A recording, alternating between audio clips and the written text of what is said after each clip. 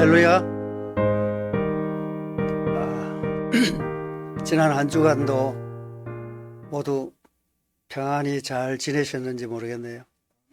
오래간만에 한국에 나왔더니만 얼굴 보자고 불러주는 데도 많고 밥 먹자고 불러주는 데도 많고 그래가지고 저는 바쁘게 지냈습니다.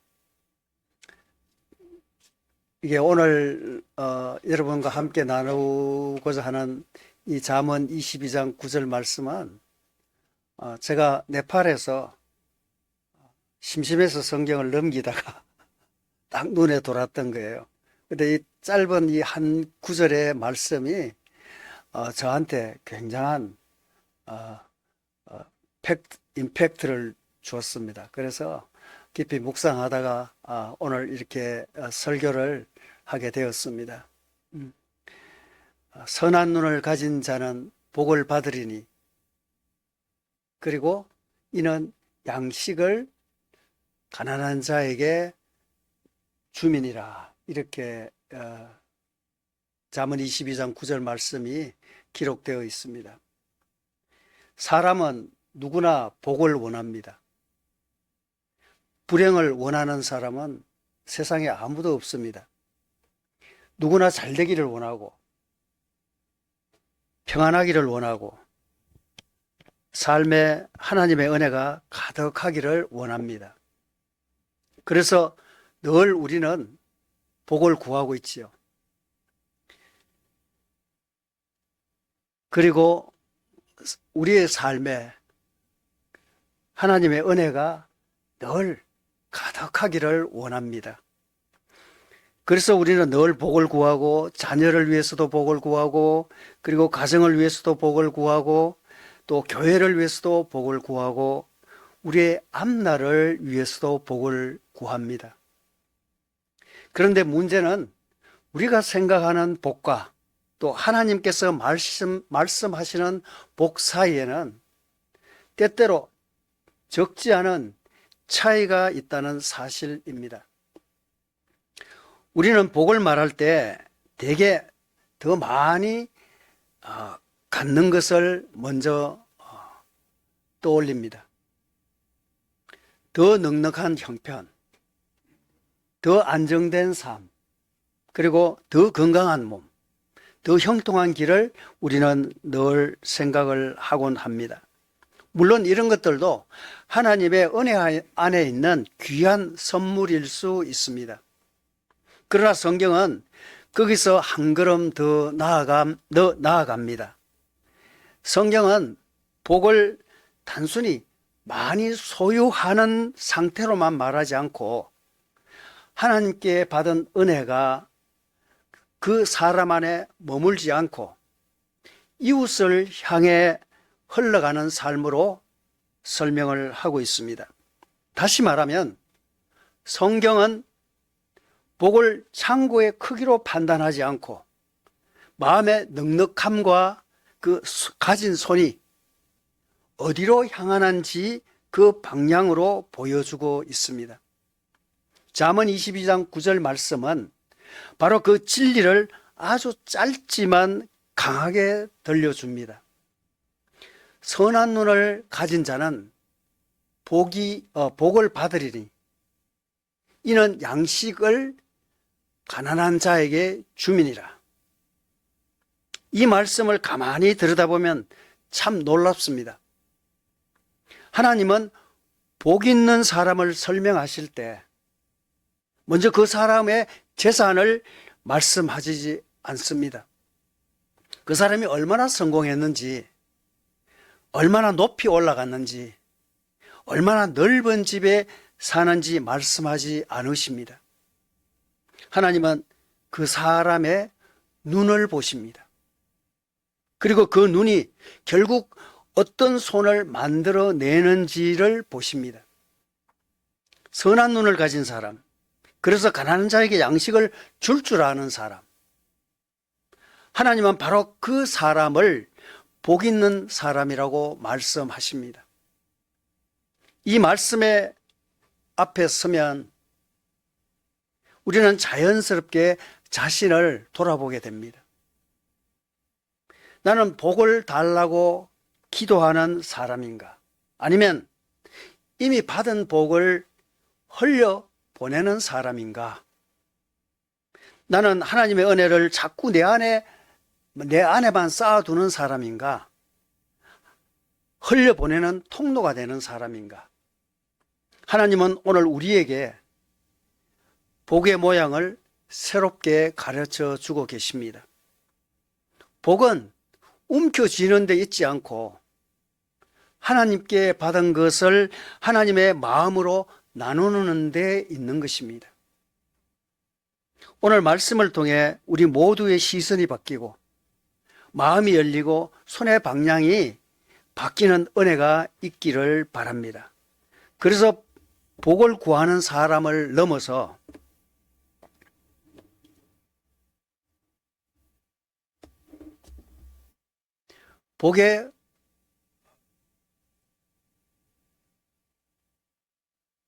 복을 구하는 사람을 넘어서 이 복을 흘러가는 사람이 되기를 원합니다. 오늘 저는 이 말씀을 따라 복 있는 손, 나누는 마음이라는 제목으로 함께 은혜를 나누고자 합니다. 본문은 먼저 선한 눈을 가진 자라고 말합니다. 여기서 중요한 것은 손이 아닙니다. 주는 행동이 나오기 전에 먼저 눈이 나옵니다.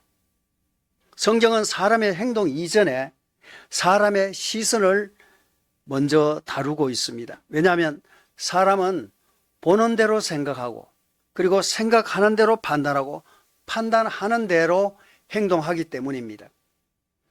눈이 바뀌지 않으면 손도 바뀌지 않습니다. 여기서 선한 눈이라고 번역된 말은 단순히 착한 시선을 의미하는 것이 아닙니다. 성경의 원문적 의미를 보면은 넉넉한 눈, 후한 눈이라는 의미를 가지고 있습니다. 그리고 인색하지 않는 눈, 이웃을 향해 닫혀있지 않는 시선을 가리킵니다. 어떤 사람은 같은 현실을 보고도 부족함만 바라봅니다. 자기에게 없는 것만 봅니다. 그래서 늘 움켜쥐게 됩니다. 그러나 어떤 사람은 같은 현실을 보고도 하나님이 이미 주신 것을 봅니다. 그래서 나눌 수 있게 되는 거죠. 같은 떡 한 조각이 있어도 인색한 눈은 이렇게 말합니다. 이것도 부족하다. 이것을 내어주면 내가 가진 것이 작아진다. 이렇게 이야기를 합니다. 그러나 선한 눈은 이렇게 말합니다. 그래도 저 사람에게 필요한 것이 있구나. 하나님이 내 손에 주신 이유가 있겠지. 라고 이야기를 합니다. 결국 사람의 나눔은 경제력에서 나오기보다는 영적인 시선에서 나옵니다. 많이 가진 사람만이 나누는 것이 아닙니다. 하나님을 신뢰하는 사람이 나누게 되는 것입니다. 저는 이런 것들을 참 많이 보게 됩니다. 네팔에서도 보면은 예배 드리고 요즘 한국에서는 성물 이거 보기가 힘들잖아요. 예전에 시골 가면은 이렇게 헌금 대신에 쌀도 가져오고 감자도 고구마도 가져오고 이래갖고 이렇게 단 아래 놓는 거 보는데 네팔이 지금 그래요. 근데 그분들이 가져오는 거 이렇게 물건을 내가 유심히 들여다보거든요. 보는데 보면은 예전에 우리 어릴 때 마룻바닥에서 예배드리던 그 시절이 생각이 나요. 보면은 이거 분명히 그 집의 형편을 내가 아는데 그 어려운 형편임에도 불구하고 하나님 앞에 가져온다는 것이죠. 이 마음이 얼마나 귀하고 복된 마음이에요. 이런 마음들이 저는 설교를 준비하면서 생각이 났던 겁니다. 이게 바로 하나님을 신뢰하기 때문이죠. 하나님을 믿기 때문에. 예수님께서도 같은 진리의 말씀을 하셨습니다. 마태복음 6장에서 보면은 눈은 마음의 등불이라고 말씀하셨습니다. 눈이 성하면 온 몸이 밝고 또 눈이 나쁘면 온 몸이 어둡다고 했습니다. 제가 요즘 눈 때문에 고생을 하는데 마음이 어두운 것 같아요. 이것은 단순한 어떤 시력의 이야기가 아니죠. 영적 시선의 이야기입니다. 마음의 방향이 어디에 있는가, 어디를 향하는가에 따라서 삶 전체가 달라진다는 것입니다. 눈이 하나님을 향하면 손이 열리고, 또 눈이 자기 자신만을 향하면 갇히게 되면은 그거는 손은 닫히게 되는 겁니다. 우리는 종종 이렇게 생각합니다. 조금 더 여유가 생기면은 나누겠다. 형편이 좀 나아지면 섬기겠다. 지금 내가 너무 바쁘고 어렵습니다. 이렇게 이야기합니다. 그러나 성경은 말합니다. 나눔은 여유의 문제가 아니라 시선의 문제라고. 눈이 바뀌면 지금도 나눌 수 있습니다. 가진 것이 커서 나누는 것이 아니라 하나님께서 내 삶에 베푸신 은혜를 보기 때문에 나누는 것이죠. 한번 생각해 보십시오. 똑같은 시장을 가도 어떤 사람은 물가가 올랐다는 것만 보입니다. 어떤 사람은 오늘도 내가 가족을 위해서 맛있는 음식을 만들 식재료를 살 수 있다는 그런 은혜를 봅니다. 똑같은 식탁 앞에 앉았어도 어떤 사람은 부족한 반찬만 보입니다. 뭐가 없네, 뭐가 없네. 그런데 어떤 사람은 오늘도 굶지 않고 밥을 먹는 것이 너무 얼마나 감사와 은혜인지 그렇게 바라보는 거죠. 눈이 다르면 삶의 해석이 달라집니다. 그리고 삶의 해석이 달라지면 손의 방향이 달라집니다. 사랑하는 여러분, 하나님은 오늘 우리에게 먼저 손을 말씀하시기 전에 눈에 대해서 말씀하십니다. 너는 무엇을 보고 있느냐? 너는 누구를 보고 있느냐? 너는 세상을 어떤 시선으로 보고 시선으로 살아가고 있느냐? 자기 부족함만 보는 눈으로는 결코 넉넉한 손이 될 수 없습니다. 그러나 은혜를 본 눈은 반드시 나누는 손이 됩니다. 본문은 선한 눈을 가진 자는 복을 받으리니 라고 말씀하고 있습니다. 그런데 놀라운 것은 그 다음 구절입니다. 이는 양식을 가난한 자에게 주민이라. 다시 말해 성경은 복을 받은 사람의 특징을 설명할 때 그 사람이 얼마나 많이 가졌는지를 말하지 않습니다. 그가 가난한 자에게 양식을 주는 사람이라는 사실로 이렇게 설명을 하고 있습니다. 이것은 우리의 생각을 뒤집는 말씀입니다. 우리는 대개 복을 결과로 생각하고 있습니다. 집이 커지고 통장 잔고가 늘어나고 일이 잘 풀리고 건강하고 자녀가 형통하면 복이라고 생각합니다. 물론 그런 것도 하나님의 은혜일 수 있습니다. 그러나 성경이 말하는 복은 거기에서 멈추지 않습니다. 성경에서 복은 언제나 관계적입니다. 하나님과의 관계 안에서 받고 또 이웃과의 관계 속으로 흘러가는 것입니다. 복은 내 안에 갇힐 때 왜곡이 되고 또 이웃에게 흘러갈 때 비로소 본래의 빛을 드러냅니다. 하나님께서 아브라함을 부르실 때에도 그렇게 말씀하셨습니다. 내가 너에게 복을 주어 네가 복이 되게 하겠다. 하나님은 아브라함에게 복을 주셨지만 그 복은 아브라함의 개인의 축적을 위한 것이 아니었습니다. 열방을 향한 통로가 되게 하려는 것이었습니다. 그러므로 복의 완성은 많이 받는 데 있는 것이 아니라 받은 복이 나를 지나서 다른 사람에게 흘러가는 데까지입니다.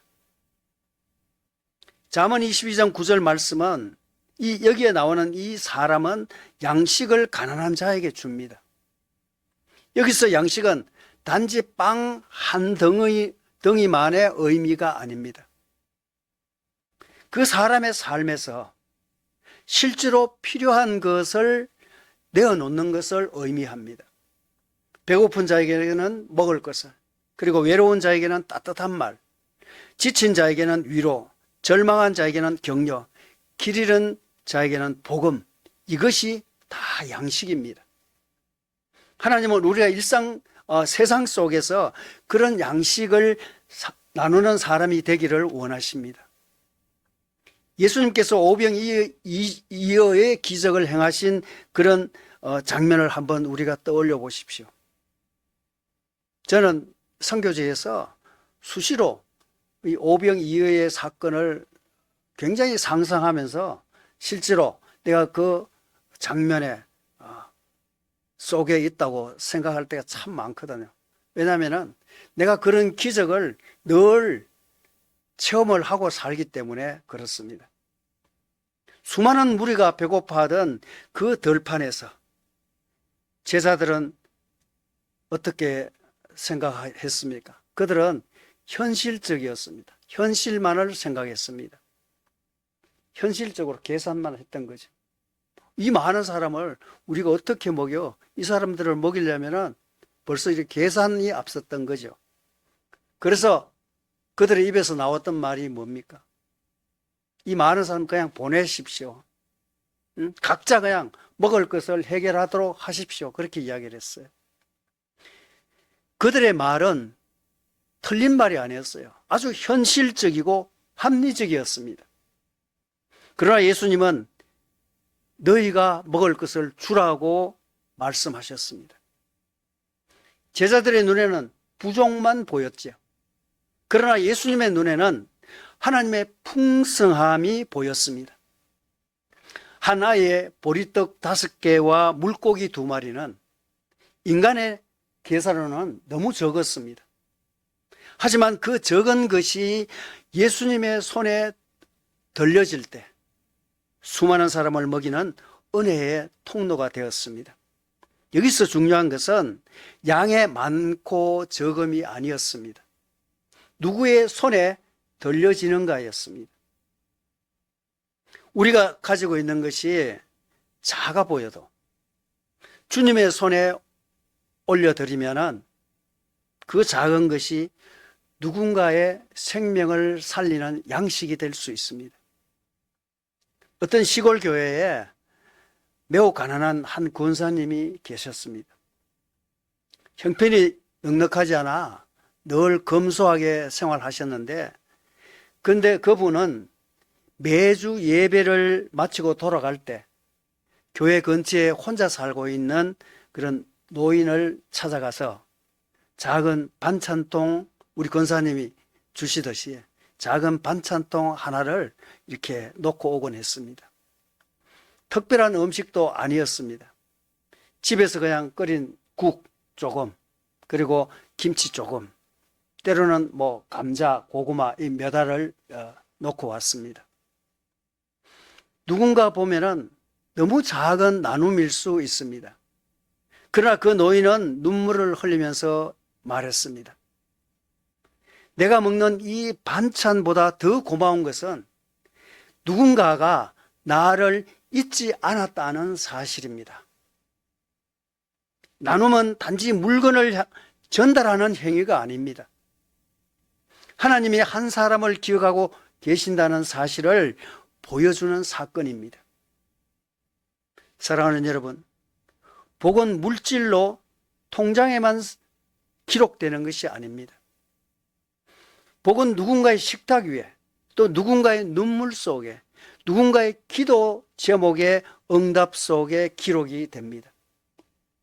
우리가 나누는 손이 될 때 하나님께서 우리를 통해 누군가를 위로하시고 또 붙드시고 살리십니다. 그것이 바로 성경이 말하는 복입니다. 우리는 때때로 나눔을 도덕적인 미덕 정도로만 생각할 때가 있습니다. 착한 일, 좋은 일, 칭찬받을 일 정도로만 생각하는 거죠. 그러나 성경적으로 보면은 나눔은 훨씬 더 깊은 차원의 일입니다. 나눔은 하나님의 성품을 담는 일입니다. 하나님은 주시는 하나님이십니다. 창조도 하나님이 베푸신 것입니다. 생명도 하나님의 선물입니다. 햇볕도 공기도 비도 계절도 다 하나님이 주시는 것입니다. 우리가 복음을 받은 것도 마찬가지죠. 인간이 하나님께 올라가서 얻어낸 것이 아니라 하나님께서 먼저 주신 은혜입니다. 죄로 죽었던 우리에게 하나님은 독생자를 주셨습니다. 요한복음 3장 16절은 복음의 심장을 이렇게 말하고 있습니다. 하나님이 세상을 이처럼 사랑하사 독생자를 주셨으니.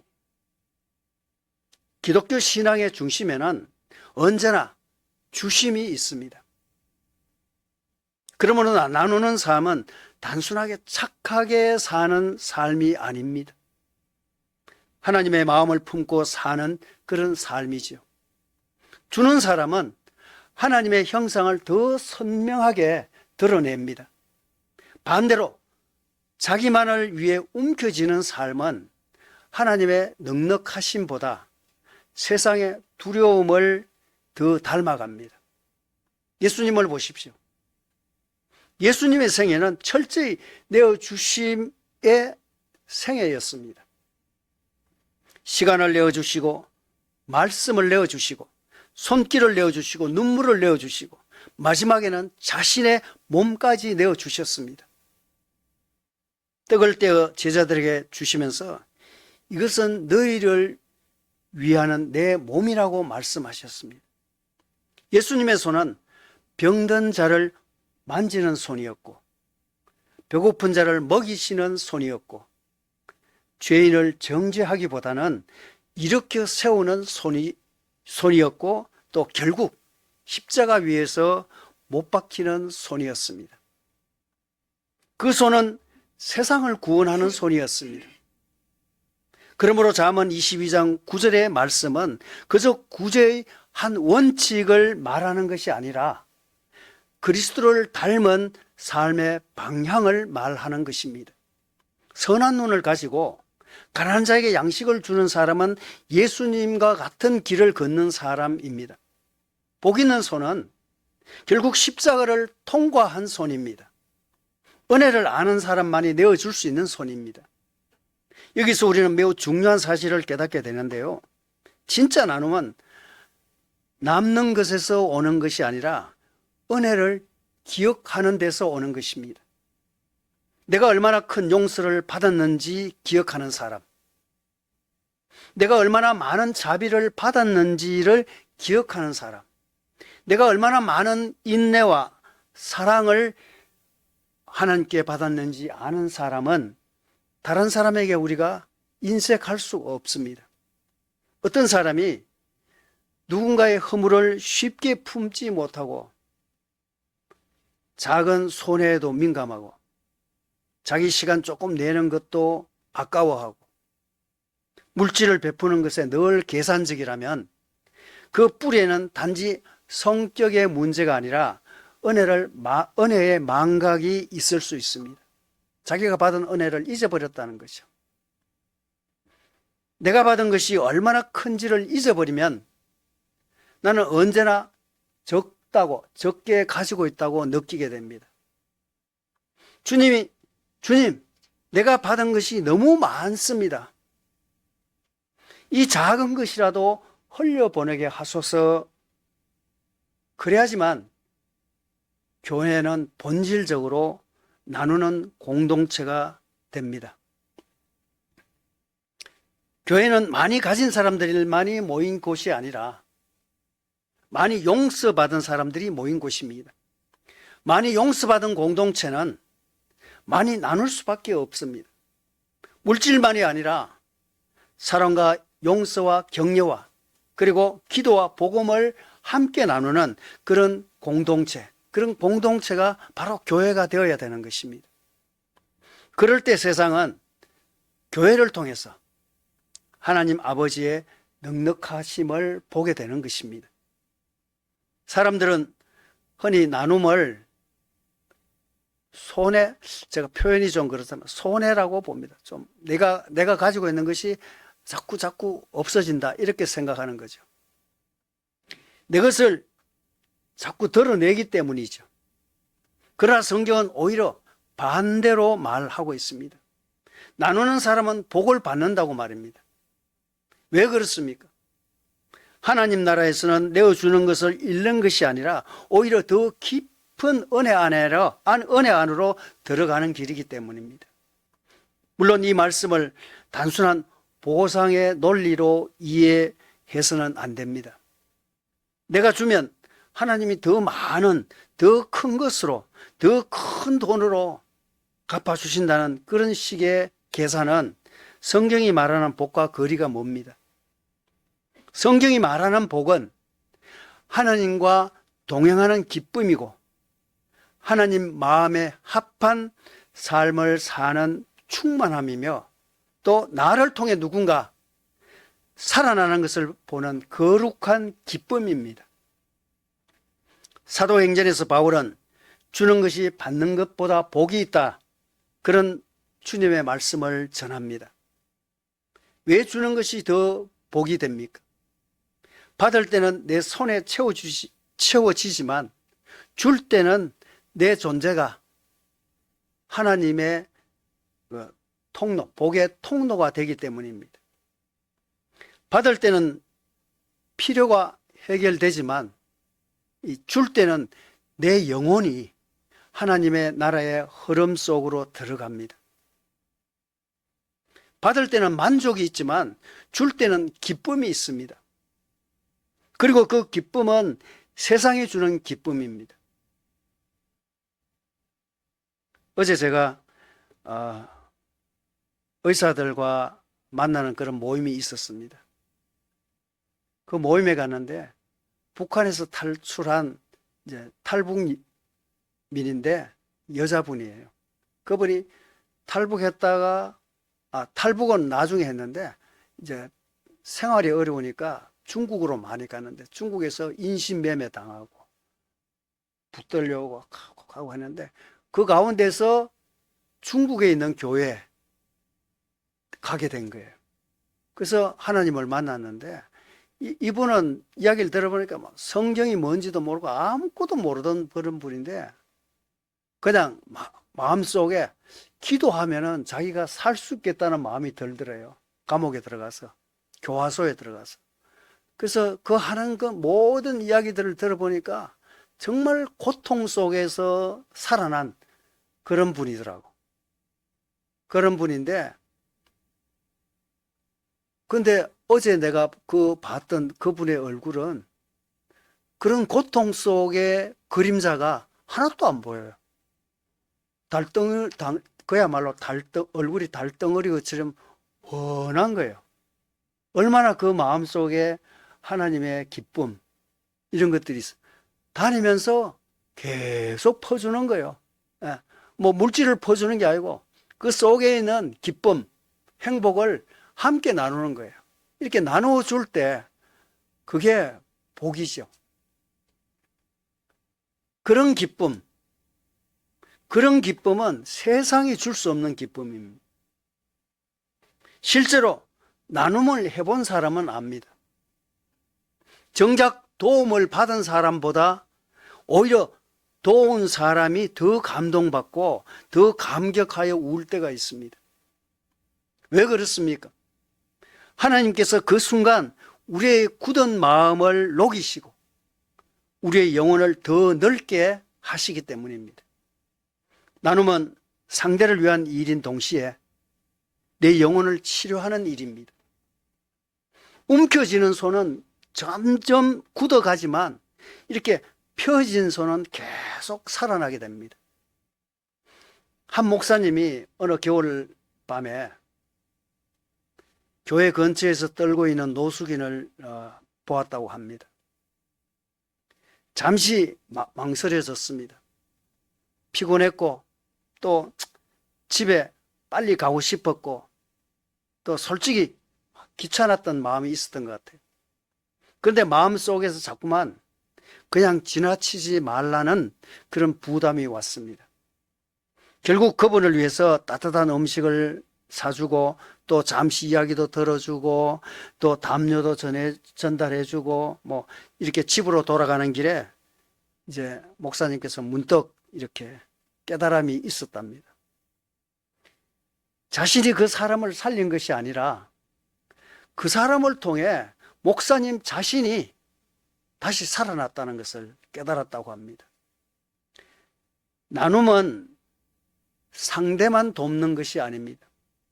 굳어가던 내 심령을 다시 부드럽게 하고 무뎌지던 내 믿음을 다시 숨쉬게 합니다. 바로 그 목사님이 깨달았던 것이죠.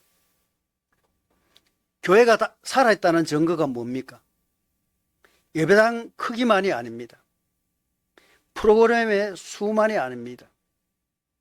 얼마나 이웃의 아픔 앞에 마음이 움직이는가? 얼마나 가난한 자를 향해 손이 열리는가? 얼마나 외로운 영혼을 향해 다가가는가? 그것이 교회의 영적 건강을 보여줍니다. 성도 개인도 마찬가지입니다. 눈물이 마른 신앙은 위험합니다. 이웃의 고통에 무감각해진 신앙은 병든 신앙입니다. 그러나 하나님의 은혜를 깊이 맛본 사람은 타인의 아픔 앞에서 그냥 지나가지 못합니다. 잠언 22장 9절 오늘 본문 말씀은 그래서 우리에게 복의 비밀을 가르쳐 줍니다. 복은 독점할수록 줄어들고 나눌수록 깊어집니다. 나누는 손은 하나님께 붙들린 손입니다. 그 손은 세상이 보기에는 채워진 것이 축나고 사라지는 것 같아도 하나님 안에서는 더 풍성해지는 손입니다. 본문은 아주 실제적입니다. 양식을 가난한 자에게 주민이라. 여기에는 관념이 없습니다. 막연한 선의도 없습니다. 구체적인 행동만 있습니다. 성경의 사랑은 언제나 추상적이지 않습니다. 야고보서는 형제나 자매가 헐벗고 일용할 양식이 없는데 말로만 평안히 가라, 덥게 하라, 배부르게 하라고 몸에 쓸 것을 주지 않으면 무슨 유익이 있느냐고 말씀하고 있습니다. 참된 믿음은 삶으로 드러납니다. 그래서 오늘 우리는 이 말씀을 개인적 차원과 또 공동체적 차원에서 함께 들어야 합니다. 나는 내 주변에 가난한 자를 보고 있는가?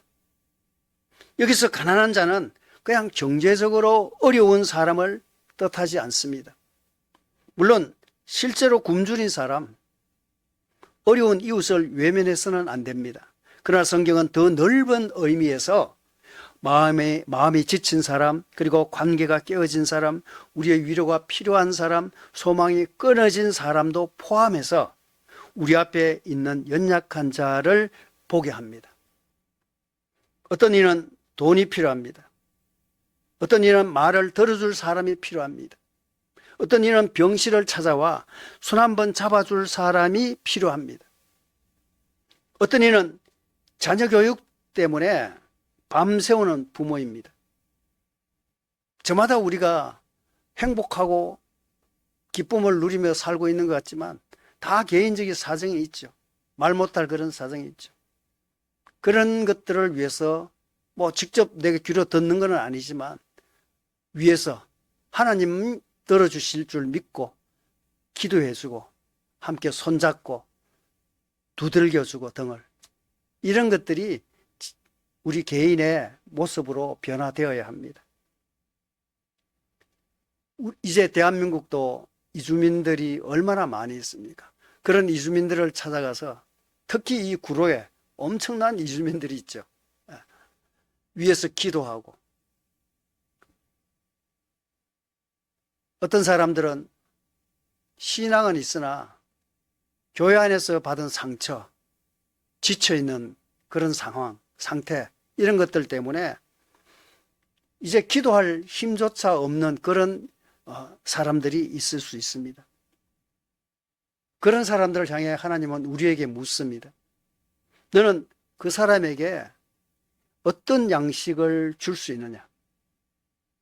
누군가에게는 물질이 양식일 수 있습니다. 누군가에게는 시간과 방문이, 우리가 만남이 양식일 수 있습니다.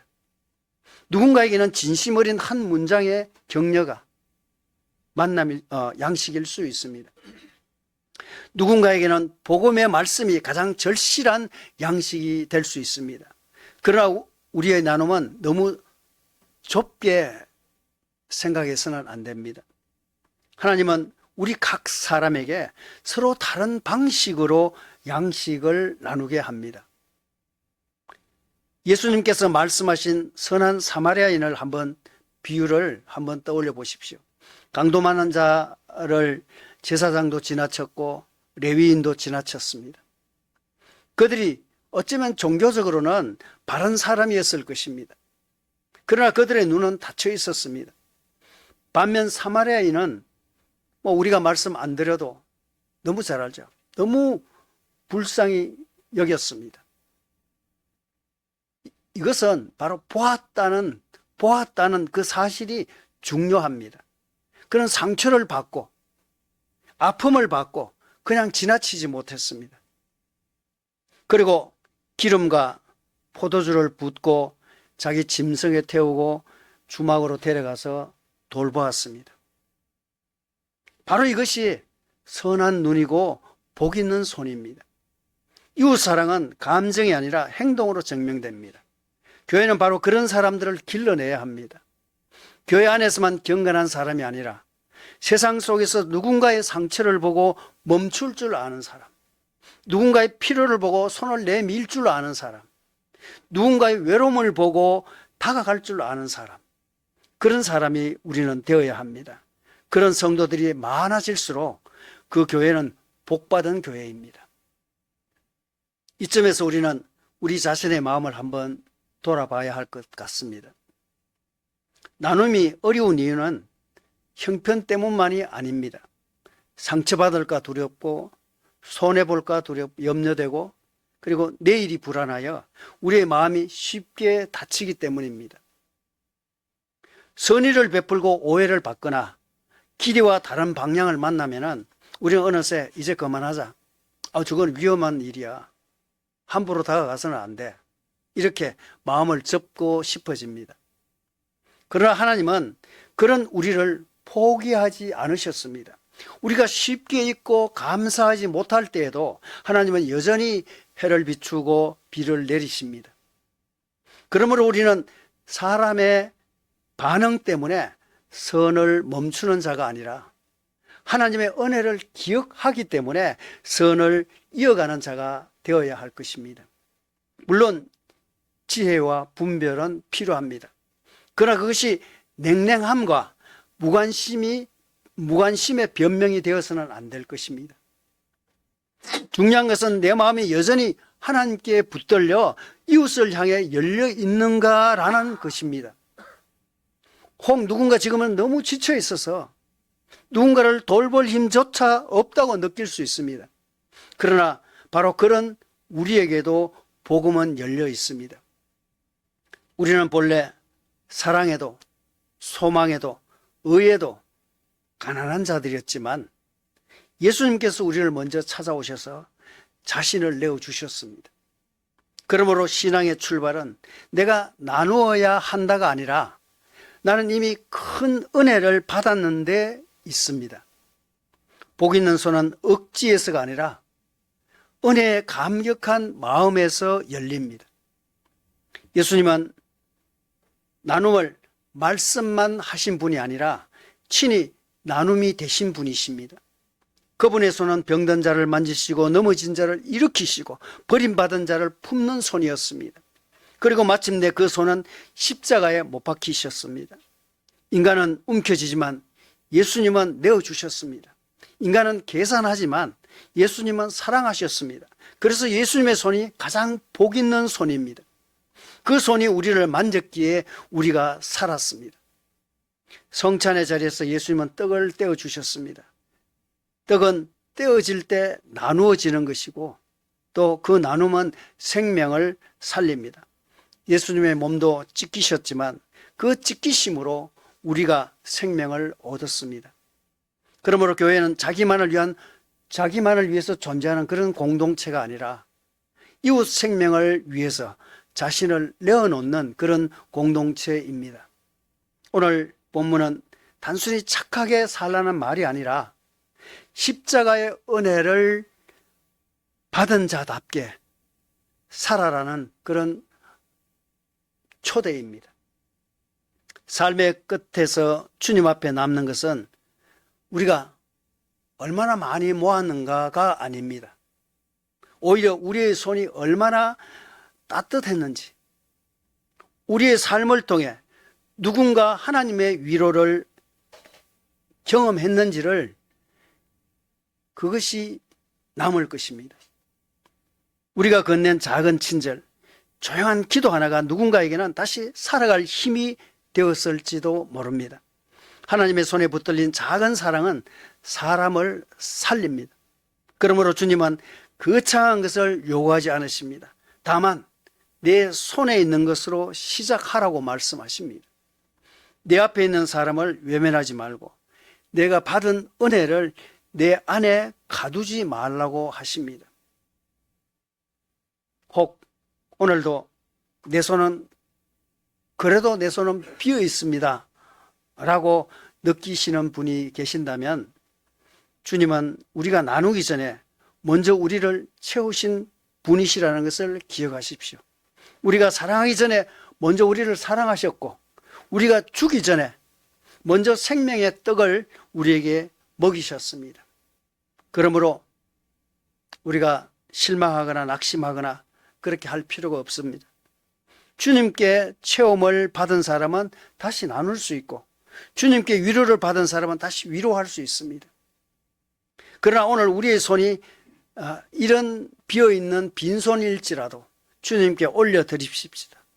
그러면 굳은 손은 다시 펴지고, 그리고 다친 마음은 다시 열려지고, 계산이 많아진 마음은 십자가 앞에서 다시 열려질 것입니다. 그리고 기도하십시다. 주님, 내 눈을 바꾸어 주십시오. 부족이 아니라 은혜를 보게 하시고, 움켜쥐는 손이 아니라 흘려보내는 손이 되게 하소서. 인색한 마음이 아니라 주님의 긍휼을 닮은 마음을 주옵소서. 사랑하는 여러분, 복 있는 손은 화려한 손이 아니라 하나님께 붙들린 손입니다. 눈물을 닦아주는 손, 떡을 떼어주는 손, 지친 이를 붙드는 손, 예수님의 사랑을 전하는 손입니다. 그 손은 결코 헛되지 않습니다. 하나님께서 기억하시고 그 손을 통해 또 다른 생명을 살린다는 사실을 우리가 기억해야 할 것입니다. 그러므로 이렇게 기도하는 우리가 되기를 원합니다. 주님, 나를 복의 종착지가 아니라 복의 통로가 되게 하옵소서. 이제 달려갈 길을 다 마치고 마침내 주님 앞에 서는 그날, 주님이 주신 사랑을 조금이라도 흘려보낸 삶이었다고 고백될 수 있는 그런 복된 저와 여러분이 되시기를 주님의 이름으로 축원합니다. 기도하겠습니다. 사랑과 은혜가 풍성하신 아버지 하나님, 우리가 복을 구하면서도 때로는 복의 뜻을 잘못 붙들고 살아왔음을 고백합니다.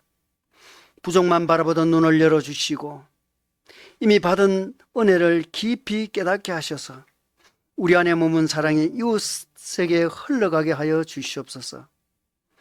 예수님께서 우리에게 생명의 떡이 되어 주신 것처럼 우리도 누군가에게 위로와 사랑과 소망의 통로가 되게 하여 주시옵소서. 움켜진 손을 펴게 하시고 굳어진 마음을 부드럽게 하시고 우리의 삶을 통해 하나님의 따뜻하심이 드러나게 하여 주시옵소서. 살아계신 예수 그리스도의 이름으로 기도드리옵나이다. 아멘.